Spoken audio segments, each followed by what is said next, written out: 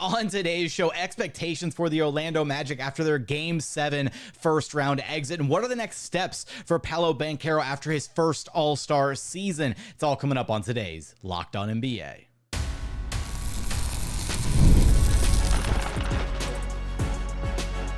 You are Locked On NBA, your daily NBA podcast. Part of the Locked On Podcast Network, your team every day. What's up, and welcome to another edition of Locked On NBA, the biggest stories with the local experts. I'm your host, Jackson Gatlin, also host of Locked On Rockets right here on the Locked On Podcast Network, your team every day. Now, today's episode is brought to you by GameTime.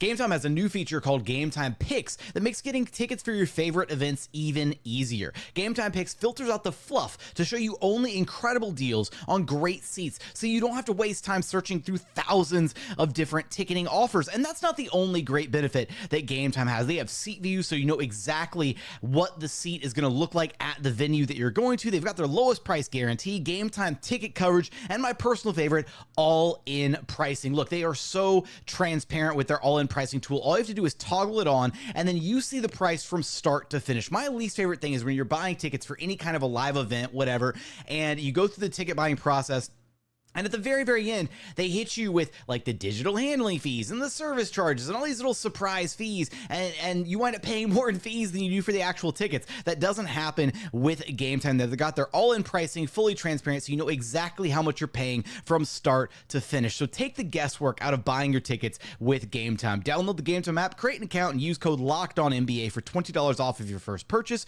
Terms apply. Again, create an account, redeem code LOCKEDONNBA. That's LOCKEDONNBA.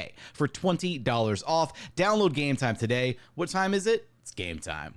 Joining us now is the host of Locked On Magic, Philip Rossman-Reich, who you can track down wherever you listen to your podcasts or on YouTube. Just search Locked On Magic. Here to discuss the Orlando Magic as they are coming off of, I think we can rightly regard as a successful season, one of the most young, exciting, up-and-coming teams in the NBA landscape. They didn't make it out of the first round this past season, although they took the Cleveland Cavaliers to 7 games. Let's start right there, Philip. How does this Magic team kind of build off of their first-round appearance from this past season? A first-round appearance that was, for a lot of players on this roster, their first taste of, NBA playoffs, and kind of where do they go from here?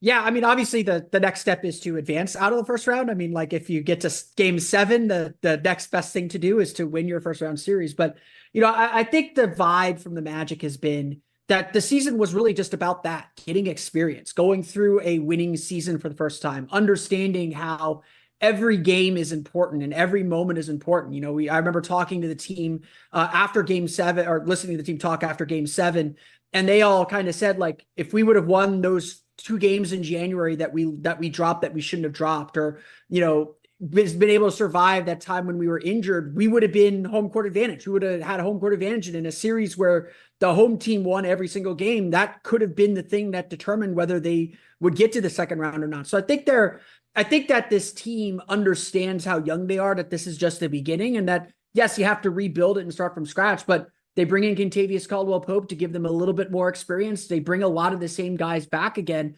They seem like they believe that their experience will help them continue to improve and push forward to the next round. What does it feel as kind of the next big area of development for Paolo Banchero, obviously building off of, his first All-Star season this past year? I think it's decision making. He averaged, in the playoffs, he averaged like 5 turnovers per game. It was like the only part of his game that he really struggled with or didn't elevate his game. And a lot of that is because the Magic put the ball in his hands and they had him be their main decision maker. The Magic didn't go out and add another point guard. Kentavious Caldwell-Pope was the biggest addition. He is not a point guard or a playmaker. So the ball is going to be in Paolo Banchero's hands. If I'm not mistaken, the Magic were in the bottom 5, if not like bottom 3 in the league in turnover rate last year at 15.1% of their possessions. You expect older teams, you expect more veteran teams to turn the ball over less, to make fewer and fewer mistakes. And so the hope, I think, for the Magic, and certainly I think the next evolution for Paolo Banchero, is to make fewer of those mistakes, to protect the ball, protect possessions a little bit more, make sure you're getting a shot every possession rather than turning it over. I think that's the next big area of evolution for Paolo and by extension, this team. So I know you mentioned there, obviously KCP was the big offseason, addition for this Magic team. Relative to like kind of some of the names that were floating out there, obviously there was the Paul George rumors, then Klay Thompson. Like, do you view this offseason as like a little bit disappointing in that regard because the Magic weren't able to add like a true, what the weird thing is, I do think KCP is a needle mover for this Magic team because he is one of the best at what he does in his role, but he's not like a big name, if that makes sense.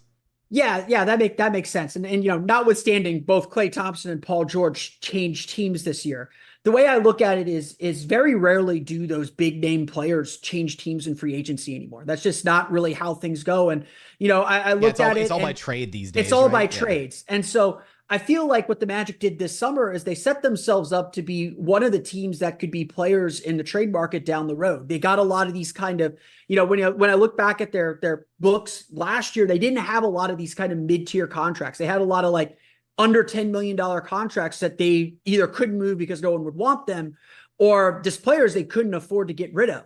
Now they have some young guys that are going to be scratching for playing time. They have, Mo Wagner on a very reasonable deal that's above $10 million.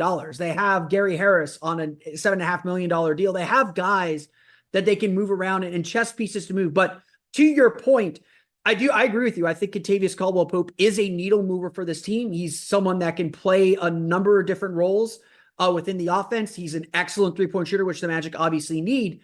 But I don't think the Magic addressed really any of the reasons why they lost in the playoffs. They didn't get that kind of secondary ball handler to ease some pressure off of Paolo Banchero, to get him some easy shots. If the goal for any team with a star is how do we make our star's life easier, the Magic didn't really, at least by their offseason moves, make his life easier. He's going to be asked to do a lot of the same things. And at this stage of his career, that's probably a good thing. He's at a stage where he should be making some mistakes and figuring out where the limits of his game are and how far he can take the team in this style. But the Magic are probably going to face a lot of the same issues they did in the playoffs, where they lack a secondary playmaker. Their three-point shooting is probably a little bit spotty. They don't have maybe a rim protector, something that they're looking for too. There's a lot of needs that they left unaddressed that the playoffs kind of revealed that they'll probably face again next season. I find it so interesting because so obviously, like, this is one of the things you had to do. You extend Franz Wagner, right? The Magic have decided, they have said, Paolo, Franz, those are our guys. We're going forward with them. But I can't help but feel like they need a little bit more from Franz, as if you're going to be the number 2 to Paolo, you've got to be able to alleviate some of that pressure. And so is that maybe the next area of development for him, is like, how can he make life easier for Paolo? Can he evolve his game to become more of that secondary creator within the Magic's offense?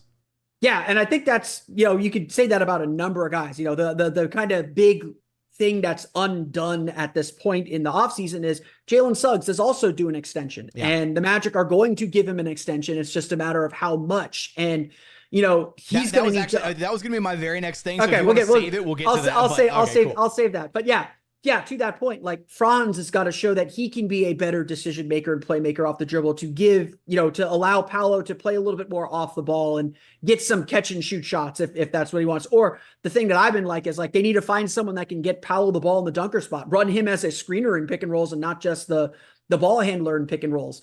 Franz has obviously got to get his 3-point shot back. He shot 28% from 3 last year after shooting 33 and 35% his first 2 years. Even getting him back to 33 would be a huge victory for this team. I think Franz showed at the Olympics that there are still some areas of his game that he has to work on, but he is a little bit better of a playmaker and decision maker too. So I think a lot of what the Magic are betting on is that they're still so young. Franz just turned 23 last week. Paolo's still 21. They're so young that there's going to be some natural evolution and improvement that will make the team as a whole better. But obviously you invest in your 2 core guys. You're going to probably give $30 million to Jalen Suggs, which we'll talk about here in a minute. That's the core you're building around for the foreseeable future. So you're betting a lot on them being better naturally. So the Jalen Suggs point is interesting to me, because I would have thought he would have been one of the locks from like that 2021 class to just get an immediate contract extension, whatever, even if it wasn't a max extension, like some of the other max extensions we've been seeing kind of flying off the shelf for the rest of the 2020 2021 class. I'm still kind of shocked that it hasn't happened yet. And I was curious, is it just a negotiating thing, or is there a chance that they don't extend him and let him hit, like, extend the qualifying offer and let him hit RFA to potentially retain him on a cheaper deal next summer, right? Because Suggs is a great player for what he provides, but is he a $30 million a year player, or is he a guy that you could conceivably want to maybe hold on to and maybe get next offseason, somewhere average annual value 20, 25 million, that kind of thing? Yeah, it's really tricky. I mean, I would say this first and foremost. The Magic are not letting Jalen Suggs go anywhere. Okay. I very much see it as a situation, even if he gets to free agency next summer, if he gets through the season without a contract, the Magic aren't letting him touch an offer sheet. They are going to come to an agreement that he stays in Orlando for a 4-year deal or whatever it is. But the thing with Jalen Suggs is he's really only kind of had one really good year. And it was a really good year. Like last year, 12 plus points per game, shot 39.9% from three, all defensive team. Like they believe that all of that's going to happen again, but it hasn't happened again yet. He had 2 very injury-filled years to start his career. He played 75 games last year, so that was a positive step. I think that honestly, I still think they're going to get something done before the deadline in October. I don't think that they're going to let this kind of linger and sit. They did this with Cole Anthony, where he agreed to a deal right at the deadline, and it came in way undervalued than what I think a lot of people thought he was going to get. But I do think there's also the notion of, hey, we know how good you are. We know how important you are. Here's a contract. If you want to take it, great. If not, it's going to, we'll leave this for you at the end of the year. Go prove to us that you're worth more. Go prove to us that you're a $32 million a year player. And if not, this $28 million a year contract is going to be sitting there ready for you.